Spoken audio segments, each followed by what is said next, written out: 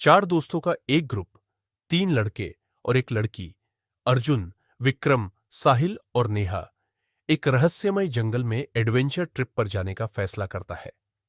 इस जंगल की खौफनाक कहानियों के बारे में हर कोई जानता था, लेकिन उत्साह से भरे इन दोस्तों ने किसी की बात नहीं मानी।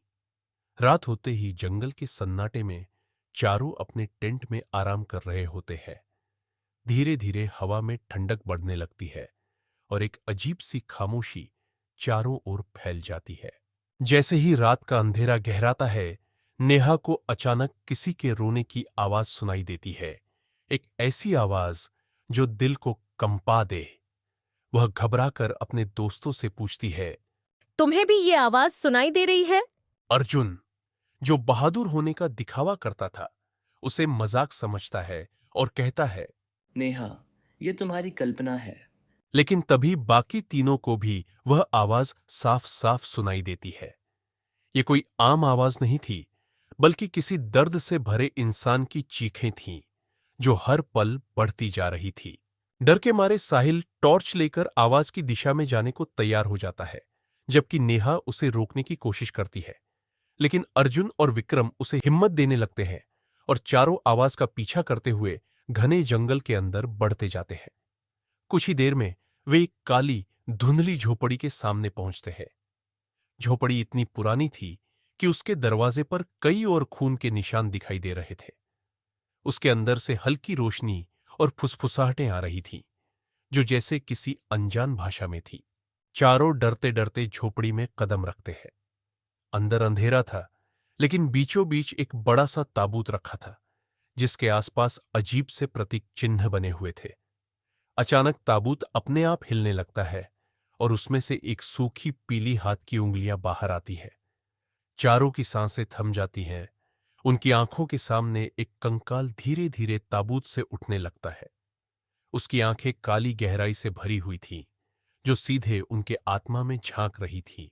वह कंकाल गहरी आवाज में फुसफुसाते हुए कहता है, तुम लोग यहां क्यों आए हो? जो भी इस जंगल की शांति भंग करता है, उसे यहां से कभी बाहर नहीं निकलने दिया जाता।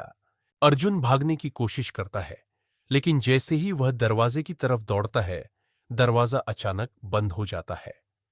झोपड़ी के अंदर एक सर्द और सड़ी हुई दुर्गंध भर जाती है और धीरे धीरे दीवारों पर खून से भरे हाथों के निशान बनने लगते हैं।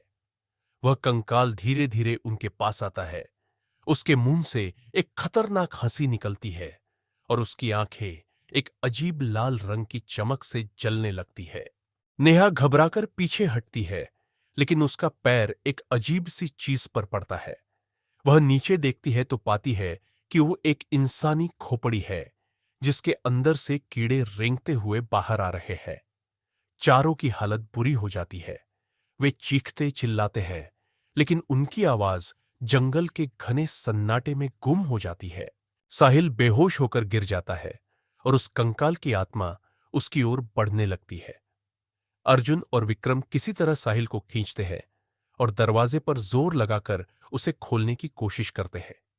जैसे ही दरवाजा खुलता है, चारों बाहर भागते हैं, लेकिन उन्हें एहसास होता है कि जंगल का रास्ता पूरी तरह बदल चुका है। हर ओर घना कोहरा छाया हुआ था, जिसमें अजीब आकृतियां चलती हुई दिखाई दे रही थी। वह जंगल उन्हें किसी भूल भुलैया की तरह उलझाए हुए था। हर दिशा में चलते ही वही झोपड़ी उनके सामने आ जाती थी, मानो जंगल उन्हें कभी वापस जाने ही नहीं देगा। चारों पूरी रात उसी भयानक माहौल में फंसे रहते हैं। उनकी चीखें जंगल की खामोशी में खो जाती है। सुबह होने पर गांव वालों को उनके टेंट मिलते हैं, पर चारों दोस्त कभी नहीं लौटते।